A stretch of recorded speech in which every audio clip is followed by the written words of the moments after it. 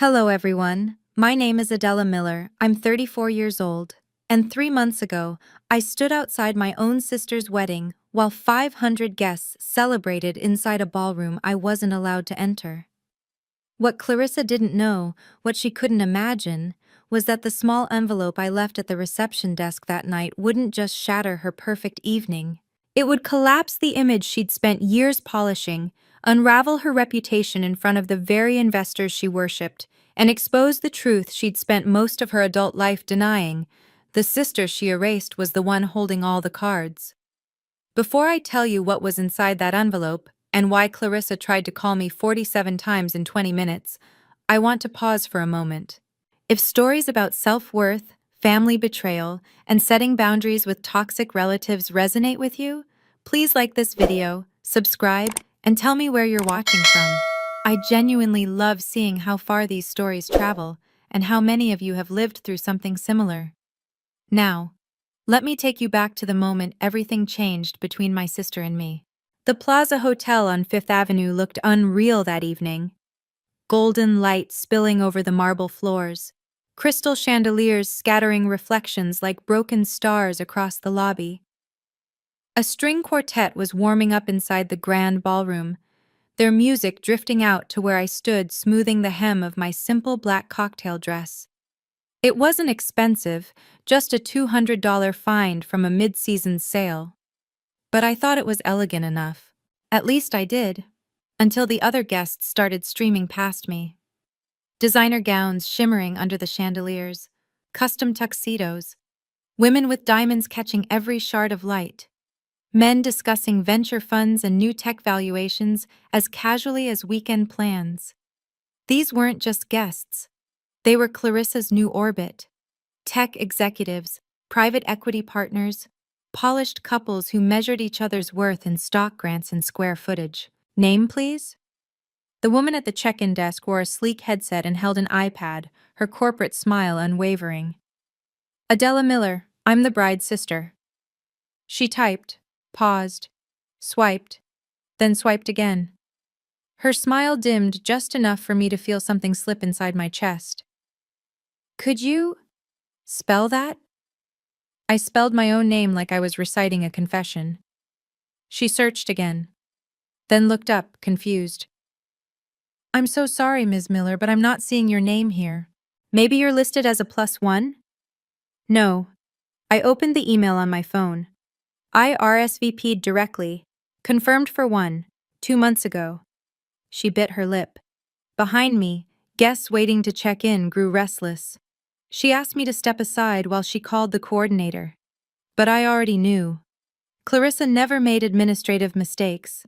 Not with something she'd obsessed over for a year and a half. The way guests swept past me, laughing, adjusting their jewels, should have felt humiliating. Instead, a strange quiet settled over me, like I was slipping underwater. I dialed my sister. She picked up on the third ring, her voice drowned in the chaos of a bridal suite, laughter, champagne flutes clinking, stylists shouting last-minute adjustments. Adela, what is it? I'm walking down the aisle in half an hour. I'm at check-in. They can't find my name. Silence. Not shocked silence. Calculated silence. The kind where the brain picks a weapon. Oh, that.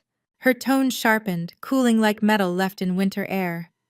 Adela, did you really think you'd be attending tonight? The words hit harder than I expected. What? Clarissa, you sent me an invitation. That was before Ethan's investors confirmed.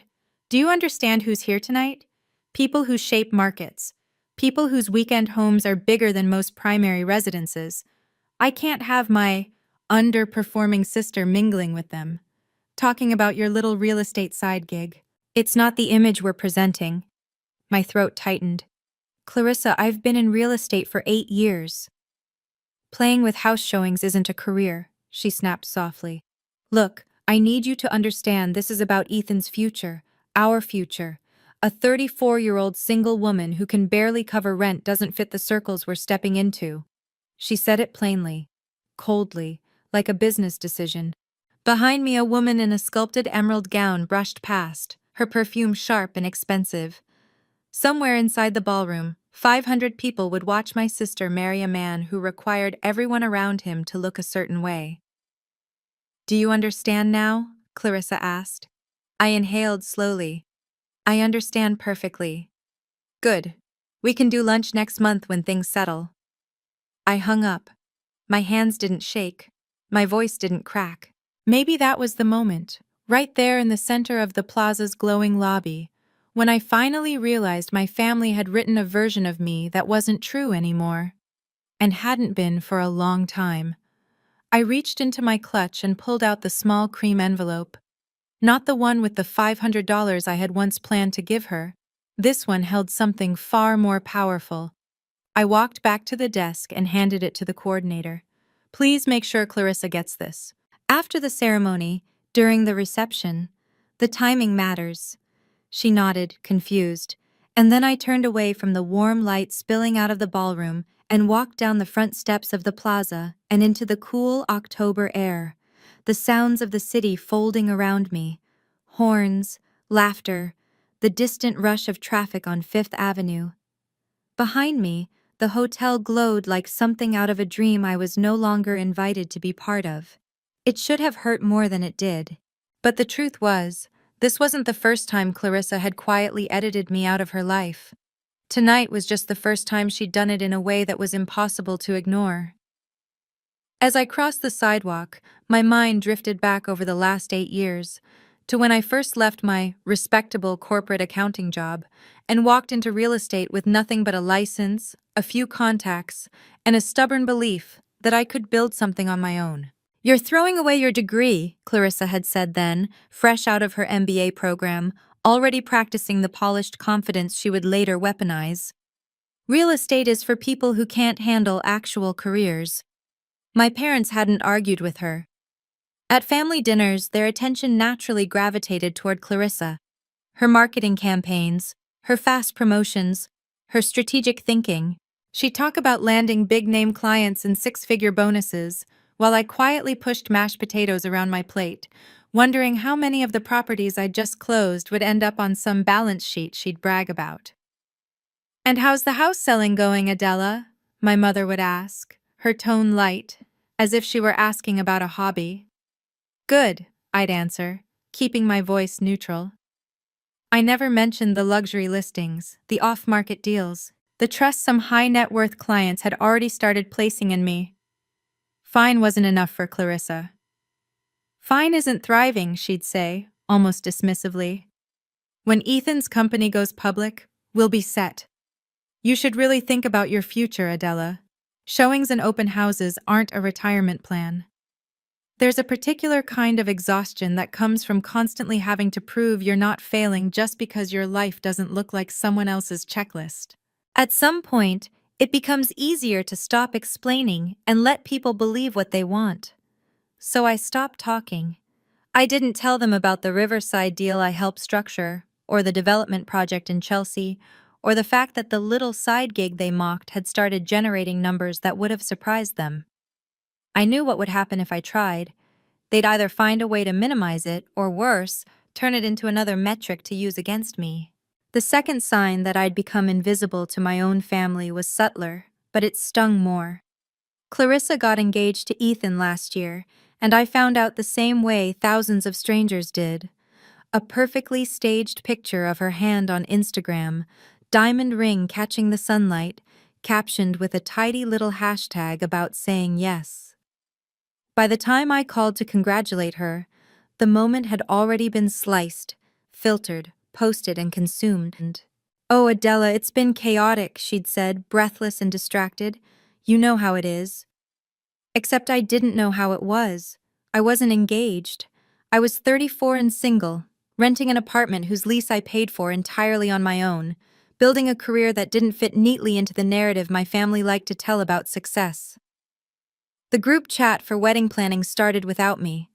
I only found out it existed when my mother accidentally sent me a screenshot meant for someone else. There, at the top, was the title, Clarissa's Bridal Squad, filled with cousins, aunts, friends, colleagues. My name wasn't anywhere. When I called her on it, she fumbled for an excuse.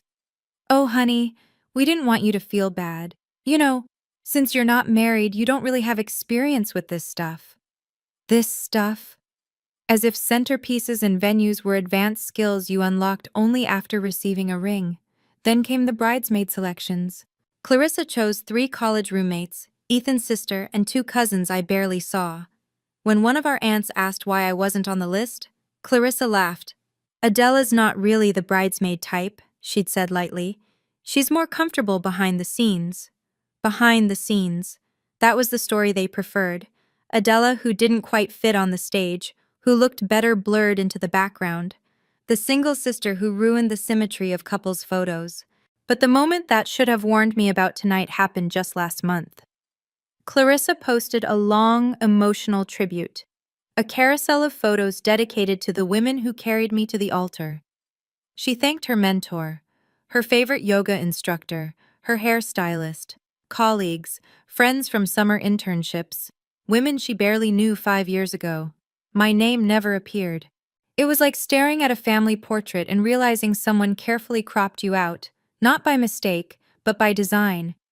I'd become the ghost at my own family gatherings, a placeholder at holiday dinners, the person they used to feel better about their own choices. And the worst part was, for years, I let them.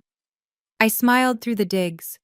I let Clarissa's commentary about real careers brush past me like it didn't hurt. But ghosts have a way of haunting people when they least expect it. Back in the present, a doorman at the plaza glanced over at me, taking in the dress, the hair, the envelope now gone from my hand. "Do you need a cab, miss?" he asked, his voice gentle. For a second, I imagined the other version of myself, the old one, nodding, then circling back into the lobby to argue with the coordinator, demand to see my sister, insist this was a mistake that could be fixed if everyone just calmed down and listened. The old Adela would have begged for a place at that table. She would have taken any corner chair they offered, just to still be in the room. I met the doorman's eyes and smiled faintly. "No, thank you. I'm fine." And to my own surprise, I meant it. Because as I stood there under the cool, indifferent Manhattan sky, one truth settled in my chest with startling clarity. The cost of staying wasn't just humiliation, it was my self-respect, and that price had finally become too high. If I fought tonight, maybe I'd claw my way into the ballroom. Maybe Clarissa would throw me a last-minute seat at a table in the back, perform some half-hearted apology in front of people who didn't know or care what she'd done. Maybe, for the sake of appearances, we'd pretend everything was fine.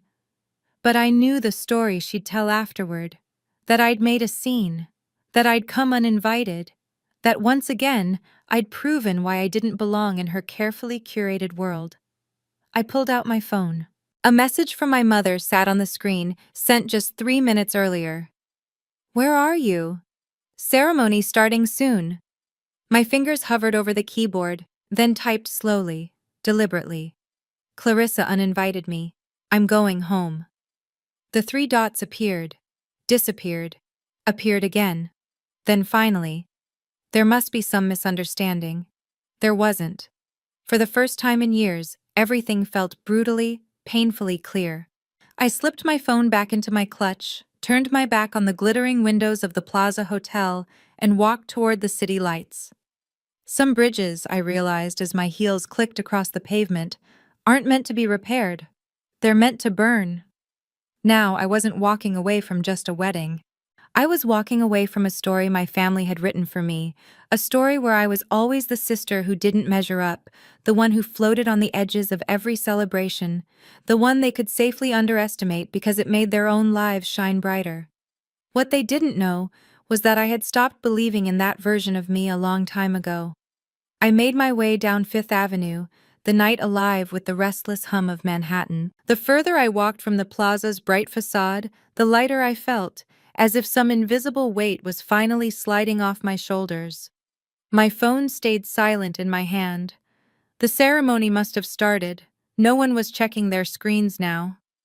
I slipped into a small restaurant 3 blocks away, a place I'd discovered years ago when I used to walk the city after work, losing myself in its noise and possibility. Warm lights glowed against the windows, and inside, The air smelled of tomato, basil, and red wine. I sat at a corner table, ordered pasta arrabbiata and a glass of Chianti, and let myself breathe.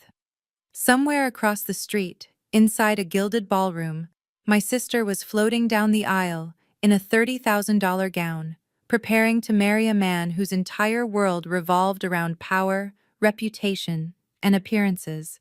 She had no idea what was coming. The envelope I'd left behind wasn't meant to punish her, not originally. For weeks I'd carried it in my purse, waiting for the right moment at the reception, maybe during one of the toasts, or when Clarissa and Ethan walked around greeting their guests. I had envisioned standing up, smiling, proud, announcing my news with warmth, not spite. I had imagined giving her something extraordinary. But things change when people reveal who they truly are. My fork was halfway to my mouth when the phone on the table lit up and began to buzz. Once, then again, then again. The vibrations grew constant, frantic, like a warning siren. I flipped it over. Clarissa Cross, 5 missed calls. I stared at the screen, barely processing the names filling up my notifications. Then 5 calls became 10, 10 became 20, 20 became 47. The phone buzzed so violently that it slid across the table, clattering against the side of my wine glass. I muted it. The restaurant was intimate enough that the other diners began to glance over. A waiter paused near my table, eyebrows raised in concern. "Everything all right, miss?" "Perfect," I replied. And I wasn't lying. For the first time in years, maybe ever, I felt completely in control. Because I knew exactly what Clarissa had opened. And I knew exactly why she was panicking. Inside the envelope wasn't money, it wasn't a letter. It wasn't an apology or an olive branch or anything small enough to be dismissed. It was my business card. A fresh, elegant card printed 3 days earlier by Rockwell Equity Partners, Adela Miller, Senior Vice President, Real Estate Acquisitions. Rockwell Equity Partners, Park Avenue, New York. And on the back, in my handwriting, "I plan to announce this at your reception. I also plan to give you something precious. But you made it clear that successful people don't belong at your wedding. Congratulations on your marriage." The thing is, Clarissa didn't know the whole story yet. She didn't know how I'd gotten here. She didn't know the years of quiet work, the deals that had built my career, or the opportunities she never bothered to ask about. She didn't know that the very people she idolized, the venture partners, the investors, had already crossed paths with me professionally. She didn't know who I had become, but she would find out soon. My phone lit up again, this time with text messages instead of calls. Clarissa's name appeared at least 20 times, followed by messages from Ethan, my mother, and 3 numbers I didn't recognize. Likely phones Clarissa had begged to borrow when I stopped answering hers. "Adela, what is this? Is this real? Call me back, please. You can't just disappear. You have to explain this. Adela, answer me right now." I powered off the phone. Some people think revenge looks like shouting, confrontation, fireworks. But sometimes revenge is silence. Sometimes it's the absence of explanation. Sometimes it's simply taking back the power someone believed you'd never possess. I took another bite of pasta. It had gone slightly cold, but I didn't care. I watched the lights flicker in the street outside, the hum of Manhattan rising like a tide. Meanwhile, in the Plaza Hotel, 500 guests were buzzing with confusion. My sister, who prided herself on her flawless image, was unraveling in front of them, and the whispers had already begun. Because while she stared at my business card in disbelief, one of Ethan's investors would have pulled up the Rockwell Equity Partners website on his phone. Another would have found the leadership page. A third would have remembered the Adela they'd spoken with about a high-value property months ago. It wouldn't take long for them to put it all together. Clarissa's perfect night was collapsing. Publicly, loudly, spectacularly. But she hadn't even uncovered the worst part yet. Not the part involving the penthouse. Not the part that would cost her something she'd coveted for years. That revelation was still waiting for her, and she had absolutely no idea. Back at the plaza, the reception must have been in full swing by the time Clarissa tore open the cream envelope. I imagined her expecting a neatly folded card, Maybe cash? Maybe a polite note she could skim and then dismiss. What she found instead must have hit her like a blow to the chest. According to one of my cousins, Nora Hayes, who later texted me a full rundown, Clarissa opened the envelope during the cocktail hour, surrounded by at least 50 guests clustered beneath the ballroom chandeliers. She was laughing when she slid the card out, the way she always did when she assumed she was in control. Then everything changed. Her face went still. She looked at the card once, blinked, then looked again as if the words were rearranging themselves into a language she didn't recognize. "Is this a joke?" she'd whispered. People leaned in. Someone lifted his phone, squinting at the Rockwell logo on my business card. Another guest murmured, "Rockwell? As in Rockwell Equity Partners? On Park Avenue?" Nora sent me a message later that night. A single sentence that said everything. "Adela." The entire room stopped moving. I could imagine it with startling clarity. Clarissa frozen in her glittering gown, Ethan hovering behind her, their carefully curated image cracking under the weight of a truth they never saw coming. But I was nowhere near the plaza. I was still in my quiet Italian restaurant, twirling pasta with the slow calm of someone who'd finally stopped apologizing for existing. My phone remained off.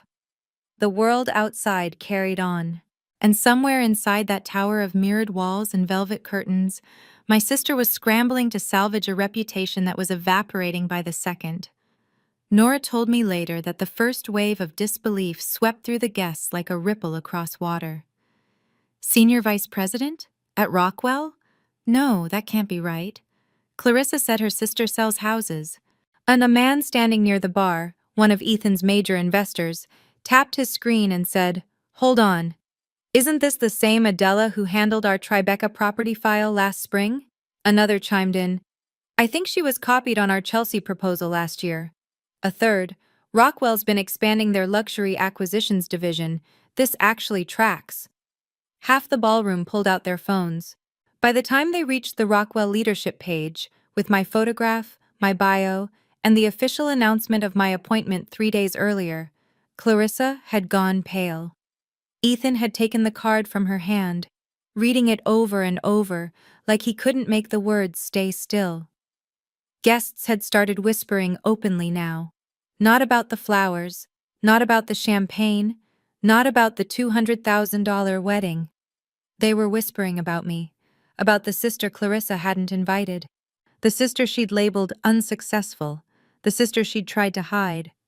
Nora said Clarissa's composure cracked when one of Ethan's more influential investors, someone Clarissa had been trying to impress for months, walked up to her and asked point blank, "Why would you exclude an SVP from Rockwell? She's one of the most important people for anyone managing real estate assets in this city." The question might as well have been a knife. But it wasn't just embarrassment that pushed Clarissa into panic. It was what she found written on the back of the card. My handwriting. "I was going to announce this at your reception, and I was going to give you the keys to something you once called your dream. But since you decided successful people don't belong at your wedding, I decided you don't need my gift." Nora told me that Clarissa gasped so loudly people turned around. "What gift?" Ethan had demanded, his voice sharp. But Clarissa didn't answer. She couldn't. She was too busy spiraling. Meanwhile, Ethan was surrounded by his investors, people whose money kept his company alive, asking questions he couldn't answer. "Why didn't we know she was Rockwell? Has she been advising you behind the scenes? Is she involved in cross-tech negotiations? Why wasn't she invited tonight?" The irony was almost poetic. Clarissa had erased me to look powerful, and in doing so, revealed exactly how small her world really was. I didn't need to witness the moment she broke. I could picture it in perfect detail. Her throat tightening, her eyes darting across the ballroom, her hands shaking as she tried to call me, again and again and again. By the time her calls flooded my phone, the damage was irreversible. Her voice messages, dozens of them, shifted from confusion to fear to full-blown desperation. "Adela, please, just tell me what's going on. Is this real? Senior Vice President, please answer me. We need to talk. This is all a misunderstanding." Oh my God. They're asking questions I can't answer. Please, ads, don't do this. I'm sorry. I'm so sorry, just call me back. But every word came too late. Back in the restaurant, I sipped my wine, letting the warmth settle low in my chest. I wasn't celebrating her pain. I wasn't savoring her humiliation. But I was absorbing something I had denied myself for years, the dignity of no longer shrinking so someone else could feel tall. A waiter passed by, refilling my glass with an easy smile. "Slow night?" he asked lightly, nodding toward my silent phone. I returned the smile. Finally. Outside, the streetlights shimmered on the wet pavement as a light drizzle began to fall. The city blurred into streaks of gold and silver. Inside the plaza, Clarissa's perfect facade was collapsing. And it was only the beginning. Because she still didn't know about the penthouse. She still didn't know about the thing she loved most, the dream she'd carried in her heart for years. That had been in my hands the entire time. And once she learned what I had planned to give her, and what I had ultimately done with it, the wedding fallout would seem gentle compared to what came next. While Clarissa's world was cracking open in the ballroom of the plaza, I sat in that small restaurant finishing my meal, unaware of the full chaos unfolding. I didn't need to check my phone. I already knew where this was headed. Clarissa was only discovering the first layer of the truth, the part printed on glossy cardstock. She had no idea how deep the story went. Because the truth was, I hadn't just become someone she could no longer ignore.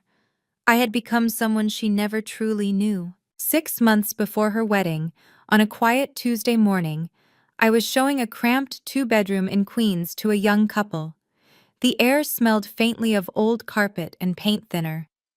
I remember trying to answer their questions while mentally reorganizing my schedule for the week. Then my phone buzzed with an email from an unfamiliar address, jthompson@rockwellequity.com. I almost deleted it, thinking it was spam. Real estate agents get targeted with junk constantly, fake investment pitches, meet our buyers scams, phony cash offer lures. But something about the subject line made me open it. Riverside Portfolio Disposition, Outstanding Performance. The message was short and startlingly direct. Ms. Miller, following your exceptional handling of the Riverside portfolio and your innovative strategy on the Chelsea redevelopment proposal, Rockwell Equity Partners would like to discuss a senior role within our New York headquarters. Please advise your availability for an initial conversation. Regards, Jonathan Thompson, Managing Director, Rockwell Equity Partners. I reread the words 3 times. Rockwell Equity Partners, one of the most powerful private equity firms in the world. A company that controlled billions in real estate assets. They wanted me. I didn't tell anyone. Not Clarissa. Not my parents. Not even Nora. It felt fragile, like something that might disappear if I spoke it out loud too soon. The interview process stretched over 3 intense months, 6 rounds, 3 in-person panels, one final meeting on the 42nd floor overlooking Park Avenue, where the city stretched out beneath me like a living map of everything I'd ever wanted to build. They asked about international markets, asset diversification, risk mitigation, portfolio growth, long-form acquisition modeling, all the things I had quietly mastered while my family assumed I was simply unlocking houses and lighting scented candles for showings. The final offer came exactly 1 week before Clarissa's wedding. Senior Vice President of Real Estate Acquisitions, Rockwell Equity Partners compensation, more than Clarissa and Ethan's combined income. Portfolio, $500 million, with expansion track to over $1 billion. I stared at the offer letter for a long time, the words blurring as a strange mix of pride and disbelief swelled inside my chest. I had done this alone. No family connections, no fancy introductions, no one clearing a path for me. Just 8 years of relentless work that nobody at home ever cared to notice. And yet, even with all that, I still planned to share my success in the most meaningful way I could. That part, the part Clarissa still hadn't uncovered, began during the early stages of the Rockwell process. 6 months before the wedding, I walked into a private showing of a penthouse in a building overlooking Central Park South. I wasn't planning to buy anything. I just wanted to see the inside of a place Clarissa once dragged me to, 2 years earlier, when she was daydreaming out loud about her future life. "This is it," she'd whispered back then, "my dream home." One day, when Ethan's company goes public, I remember her walking through every room like she already lived there, taking photos, posing with the city behind her. She made the penthouse her laptop wallpaper for months, so when the agent mentioned that the owner was going through a divorce and needed a fast, quiet sale, cash or bridge financing only, I did something impulsive. I made an offer, not because I wanted the penthouse for myself, but because I knew what it meant to her. With the market softening, and my growing confidence in the Rockwell opportunity, I took a calculated risk. I secured a bridge loan through a private lender I'd worked with for years, using my existing assets and projected compensation as collateral. The financing closed in 30 days. And just like that, the Regency Tower penthouse, Unit 51A, worth $3.1 million, belonged to me. For months, I envisioned standing at Clarissa's reception, smiling as I told a room full of investors and executives how proud I was of my little sister. I imagined handing her the keys, surprising her in front of everyone she regarded as the pinnacle of success. It would have been the perfect gift, the kind of gesture only someone who genuinely loved her could have made. But life doesn't always unfold the way we script it in our minds. Because before I could give Clarissa her dream, she told me I wasn't good enough to stand in the same room with her. So the keys stayed in my safe deposit box, the speech I had written stayed in my drafts folder, and the decision I made after hearing her words in that lobby at the plaza changed everything. Back at the restaurant, I signaled the waiter for another glass of wine. Through the window, Manhattan glowed with the shifting energy of a city that never apologized for reinvention. In that moment, I realized something profoundly simple. I didn't need Clarissa's approval anymore. I didn't need my family's validation. I didn't owe anyone the version of me they preferred. For the first time in my adult life, I felt whole, steady, unshaken by their assumptions. But Clarissa wasn't done learning. Because while she was clutching my business card in panic, while investors whispered about her judgment, while her wedding reception unraveled before her eyes, she still didn't know about the penthouse, and that revelation was coming for her like a storm. While I sat in that restaurant letting the night settle into a quiet kind of clarity, the fallout inside the Plaza Hotel had only begun. Clarissa still hadn't discovered the truth about the penthouse, but she did discover the truth about herself far sooner than she expected. The morning after the wedding, I finally turned my phone back on. It didn't ring. It screamed. 127 missed calls. Dozens of voicemails. A message inbox overflowing with panic, confusion, rage, and pleading. Sometimes all within a single recorded minute. Clarissa's first voicemail was sharp, breathless, brittle with disbelief.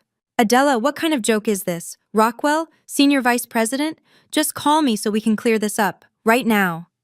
Her 10th voicemail was a different person entirely. "I Googled it. I saw your picture. Your bio. Oh my God. Oh my God. Adela, please answer. Please. I'm begging you." Then came Ethan, trying to package desperation in a calm voice. "Adela, look. Clarissa's really shaken. We had no idea you were at Rockwell. Some of our investors are asking questions. Please call us back. We just want to understand." But it was my mother's final voicemail that said everything about the family I had grown up with. "Adela Elizabeth Miller, you answer this phone immediately. Your sister is in pieces. How could you keep something like this from us? From your own family? Managing hundreds of millions of dollars? This doesn't sound real. You sell houses. You can barely pay rent. Call me back right now." There it was again, spoken with the exact kind of certainty that had pressed on me for years. "You are small. You are failing. You are less." Even now, faced with a truth they could verify in 10 seconds, they refused to believe I had built something beyond their imagination. My business card wasn't enough. My title wasn't enough. The Rockwell announcement wasn't enough. To them, I was still the sister who should have been grateful for their concern, for their skepticism, for the role they'd assigned me. I powered off the phone again. Not out of spite, out of peace. By noon, however, the Miller family had launched themselves into a full-scale emergency. And thanks to Nora Hayes, my one cousin who had always seen past the family's curated image, I didn't miss a moment of it. At 3 p.m., Nora texted, "They're all here, family meeting. Everyone except you, obviously." I replied simply, "Enjoy the show." According to Nora, the living room of my parents' house looked like a tribunal. My mother pacing, my father rubbing his forehead, aunts whispering, uncles shaking their heads. Clarissa curled up in an armchair, wearing her honeymoon-canceled sweatpants and staring at my business card like it was a death certificate. When she finally spoke, her voice apparently cracked on the word senior. "She's senior vice president at Rockwell Equity Partners," she said quietly. "I saw it online. It's real." Immediately came the questions. How long has she been working there? Why didn't she tell us? Are you sure it's not a different Adela Miller? Why wasn't she at the wedding? Then Aunt Marianne, who had never been afraid of confrontation, cut through the noise. "Wait, Clarissa. You uninvited your own sister?" The room went still. Clarissa's mouth opened, closed, opened again. It wasn't like that. I thought she'd be uncomfortable. I thought she wouldn't fit in." Nora told me that Uncle Raymond laughed. Actually laughed. "Your sister manages $500 million in assets and you didn't think she'd fit in? Clarissa, what kind of ridiculous logic is that?" And then the dam broke. Clarissa tried to explain. Explain why she'd removed my name. Explain that she thought she was protecting me. Explain that she didn't mean to imply I was an embarrassment. But the more she spoke, the more obvious the truth became. She hadn't removed me to protect me. She'd removed me to protect her image, and every single person in that room knew it. Ethan tried to salvage what was left. If we had known she was successful, we would have invited her. Nora reported that Aunt Marianne immediately snapped back. "You should invite people because they are family, not because they're successful." If Clarissa had looked broken before, she shattered then. Because my family began to realize something they'd never considered. They had built their judgment of me on nothing but assumption, and those assumptions were failing them, publicly. But the true unraveling didn't come until the next morning, when Clarissa did something she hadn't done in years. She actually paid attention. Nora told me Clarissa spent hours combing through my social media, posts she'd ignored, scrolled past, never liked. She dug through tags, comments, old photos, anything that might explain the life I'd built while she'd been busy curating hers. And then she found it. A picture I'd posted 6 months earlier, standing in front of a towering building along Central Park South, captioned simply, "Big moves coming." Clarissa had liked the photo at the time without reading it, probably while multitasking, probably assuming it was another cute property I was showing. But now she recognized the building, Regency Tower, the same building where she once posed in her imaginary future, the penthouse she had called her dream, the home she planned to buy once Ethan's company made it. And within minutes, Ethan looked up the sale records, because real estate filings are public. What he found stunned him speechless. Registry, Regency Tower Penthouse, Unit 51A. Sale price, $3,100,000. Buyer, Adela Miller. It took less than 10 minutes for Clarissa to call me. This time I answered. Her voice was soft, shaky, hollowed by disbelief.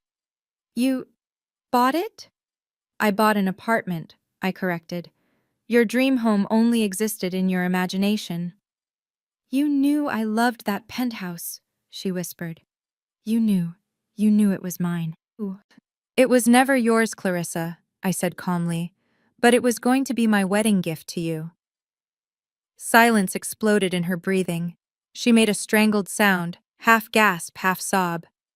"You were going to give me a $3 million apartment?" 3.1, I corrected. "But yes. And now? It's already gone." Her breath caught. What does that mean? I let a beat pass. It means your wedding gift found a better home. Clarissa's breathing fractured on the other end of the line, a trembling inhale followed by a whisper so thin it almost dissolved into the static. Adela, what do you mean it's gone? I leaned back in my chair, watching the city through my window as the late afternoon light faded into a dusky blue. It means, I said quietly, that I donated the Regency Tower penthouse this morning. The silence that followed was the kind of silence you only hear when someone's entire understanding of the world has been torn open. I could practically hear her blinking, trying to process a reality she had never once imagined herself living in. You donated it? Her voice cracked. To who? Why would you do that? To someone who needed it more, I replied. To people who don't measure love or worth by status or seating charts. A faint, choked sound slipped from her throat. You can't be serious. Adela, that was my dream home. I closed my eyes for a brief moment. Not out of guilt, because I didn't feel guilty, but because the irony was so painfully sharp. The difference is, I said gently, I was going to give it to you. Not because you earned it, not because you asked, but because I loved you. Because you were my sister. Were, she repeated, voice breaking on the single word. Some truths only make sense once they're said aloud. Before she could answer, before she could attempt another plea, I explained it cleanly. New Horizons Women's Center can either sell the unit or convert it into transitional housing for women starting their lives over, 12 at a time, for years. They'll decide what serves them best. She tried to inhale, but it sounded more like a gasp of disbelief. You gave them a penthouse? In Manhattan? On Central Park South? Yes. In your name, actually. My attorney already sent you the donation receipt. I heard a rustle, paper shifting, something being picked up. She must have found the email. And then her voice, barely audible. This is real. This is actually real. It is. A long pause, long enough that I could imagine her sitting on the floor somewhere, arms wrapped around her knees, hair still unwashed from the wedding meltdown, staring at the deed transfer she never expected to see. Why would you do this? She whispered. Why would you give something that valuable away? I exhaled slowly.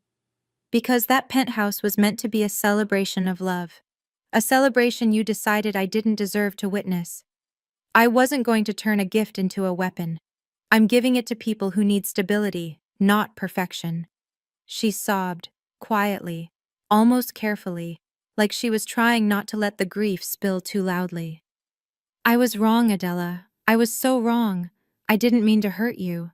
I thought I had to keep up appearances. I thought people would judge me.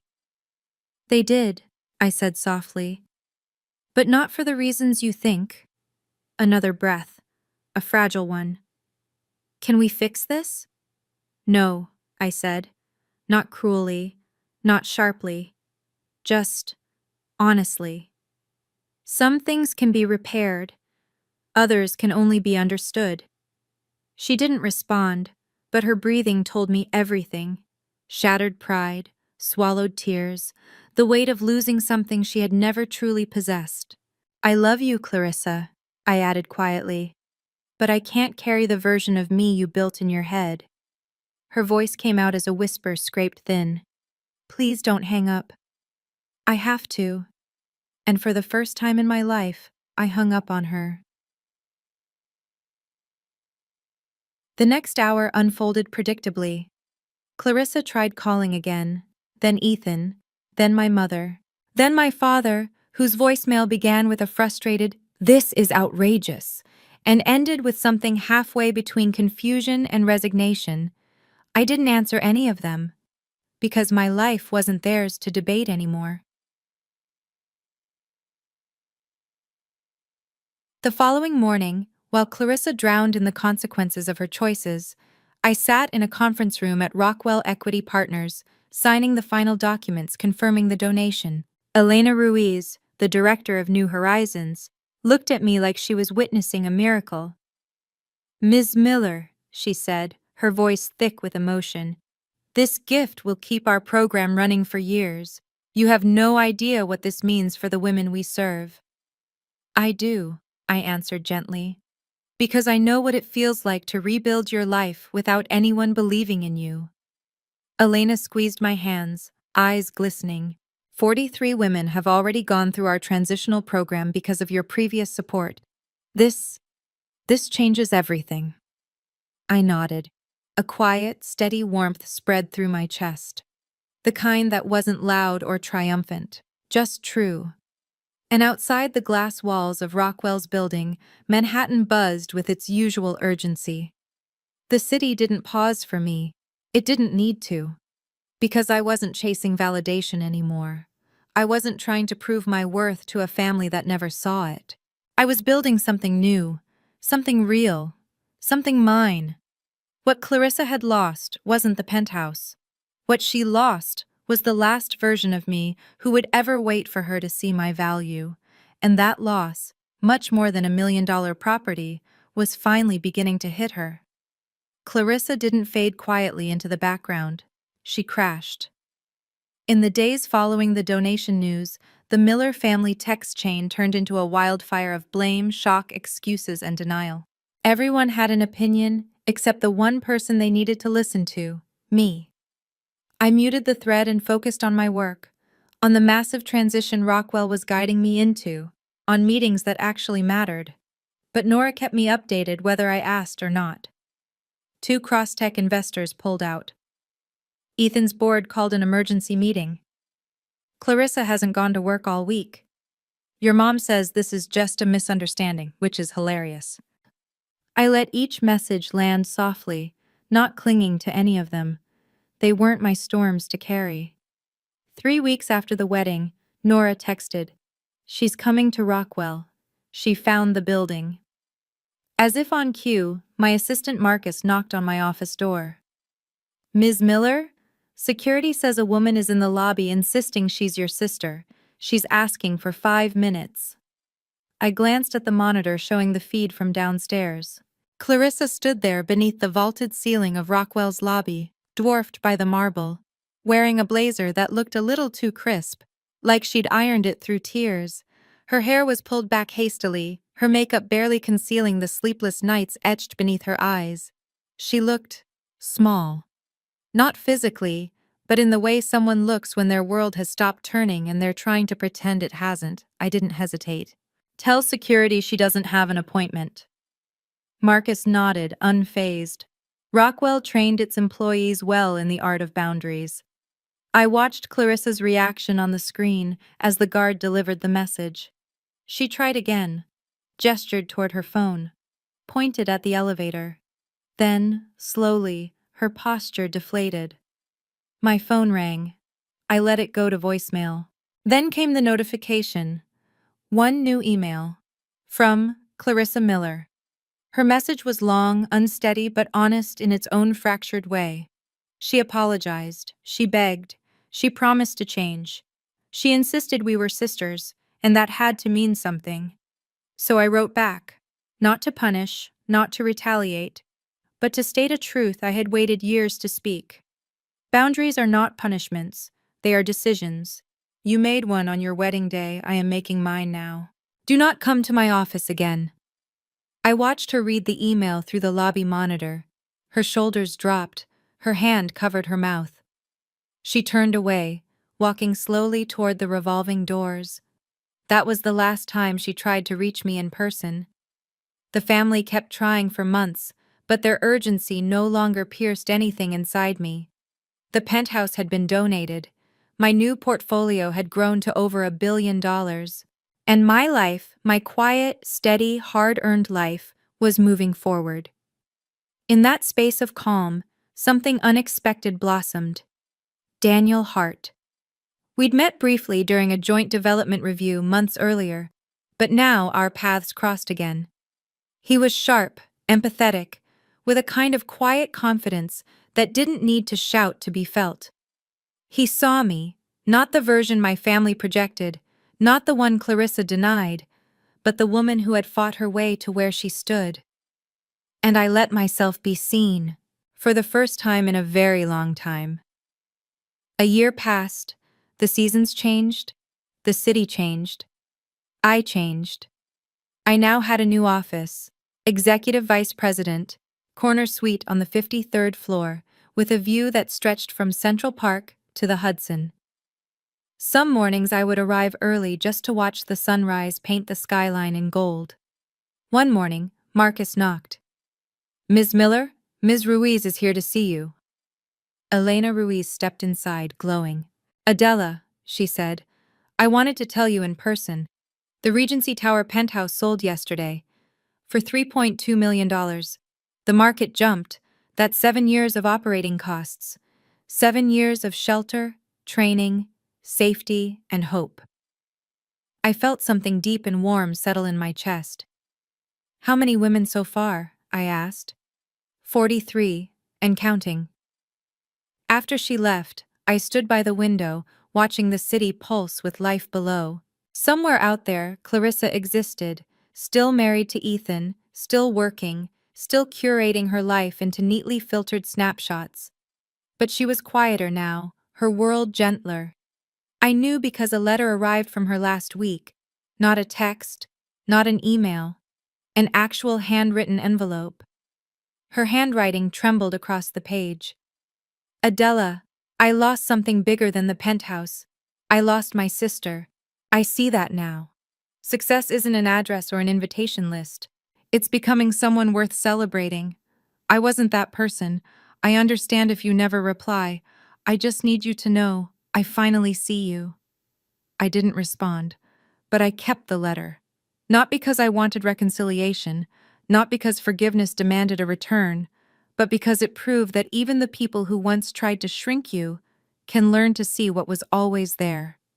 My phone buzzed, a message from Daniel. "Dinner at 8, Soho?" I smiled. "Yes, love you." And as I gathered my things, I realized something with a quiet certainty. Family isn't defined by blood. It's defined by the people who recognize your worth long before the world applauds it. By the ones who stand with you when you are invisible. By the ones who celebrate you even before you become impressive. And sometimes, the greatest act of self-respect is walking away from the people who don't know how to love you without conditions, even if they share your last name. If you've stayed with me until now, maybe you understand something I took a lifetime to learn. Walking away isn't weakness. It's choosing yourself. Tell me, what boundaries have you had to set with toxic family members? Have you ever had to choose self-worth over harmony? Share your story below. And if this message found you when you needed it, don't forget to like, subscribe, and share it with someone who needs to hear they're already enough.